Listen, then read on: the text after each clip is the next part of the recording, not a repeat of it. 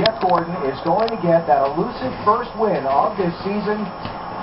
And I don't know if you've ever, I can't recall off the top of my head this quickly, if you ever kind of stole one in the rain or by circumstances, but he's got nothing to apologize for to anybody. No, you have to get yourself in that position. He did a great job of driving up there and getting himself in position to take advantage of this. He's lost plenty this year, so time for him to get something good happening. Well, everybody saw the rain coming. Everybody had access to the same data, and that's why that restart was so crazy. Everybody was going for that spot. Jeff Gordon's the one that came out with it.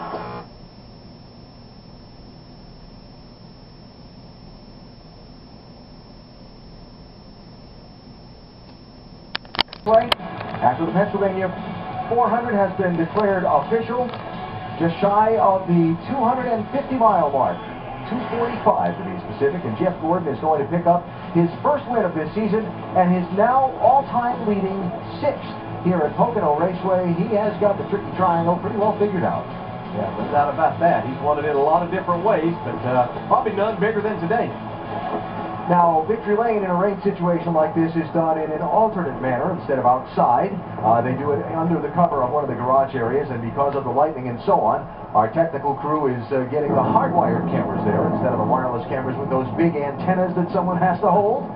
Not a good idea right now, so we'll have victory lane and we'll hear more from Jeff Gordon very shortly. Final thought on all you saw today. Well, an exciting race, a lot of different things happening, but probably the biggest thing is Jeff Gordon going from knowing that he's got to win a couple races or thinking that, to now he's in that wild card spot. So just how quickly things can change. These next 5 are just going to be simply fun and amazing to watch. He's still going to have to win another one, in my opinion, to make the chase, but he's got great speed. Hendrick Motorsports has found something, and we saw that today. We saw it with Jimmy. We saw it with Casey. And we saw it with Junior. All of these cars are fast, and I think that's what they've got to hang their hat on going forward. They're probably looking for that next win. I know it sounds silly, but before you can win the second one, you got to win the first one. Right. And Jeff Gordon has gotten that first win today. KASEY Kane, I know our post-race coverage today is going to be a little haphazard because of the weather and the circumstances and the conditions, but KASEY Kane has been kind enough to join us in the ESPN pit studio. He's going to come away from this with a runner-up finish today. We'll talk with KASEY about the wild finish and getting to what was the checkered flag with a flat tire in just a moment or so. And from here we move on to Watkins Glen in the road course, where Jeff Gordon and so many others have been so good. That'll be a fun race next Sunday. On to Michigan after that, new pavement there, high speeds. Then the short track at Bristol, Atlanta, where Gordon won a year ago. The race to the chase. Join us at the track. Riding on the thunderstorm at Pocono, rain-shortened race. KASEY Kane held on to finish second. Here's part of his day. Pit issues early on. One, because it was just tight quarters on pit road. The other, because there was a tire on the hose.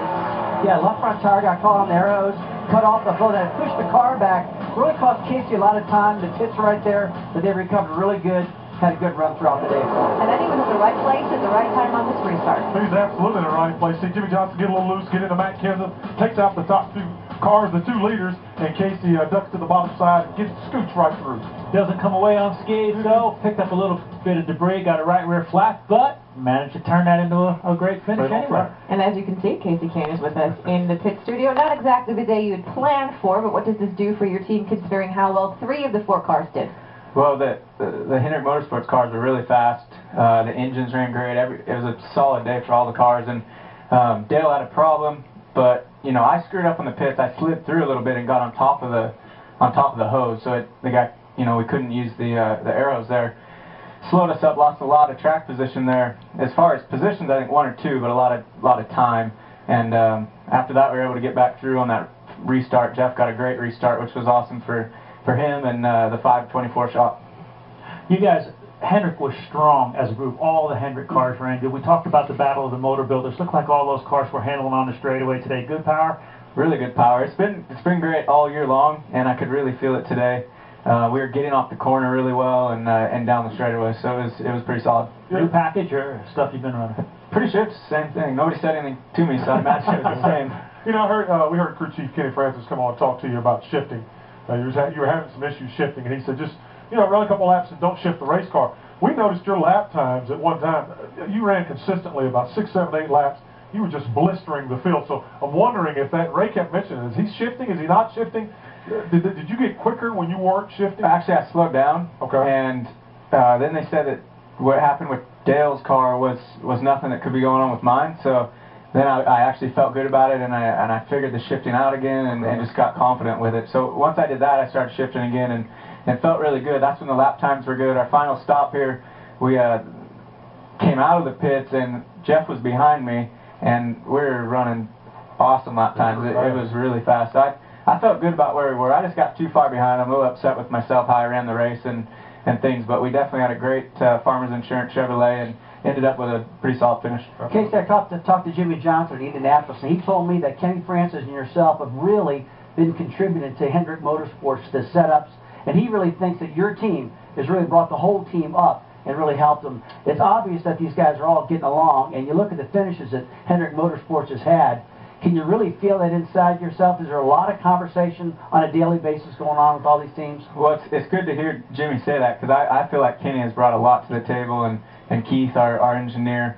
So it's really good. I'm glad Hendrick Motorsports brought us over there, because it's a strong place. But to put the things that they know with everything that Hendrick always does, and that Chad and Alan and Stevie are doing with their cars, it's just been a huge team effort, and it's nice to be part of that. But yeah, we do a little bit of what Jimmy's doing, and they try stuff, and it's worked out really well. Today we ran, kind of half of maybe what Jimmy's been doing, and it worked really well for us, and the other half of what we've been doing. Casey, thanks for joining us in the pit studio outside of the ring. Casey is 11th in points, 57 out of 10th, but the number 1 wild card, the number 2 wild card is standing by in Pennzoil Victory Lane.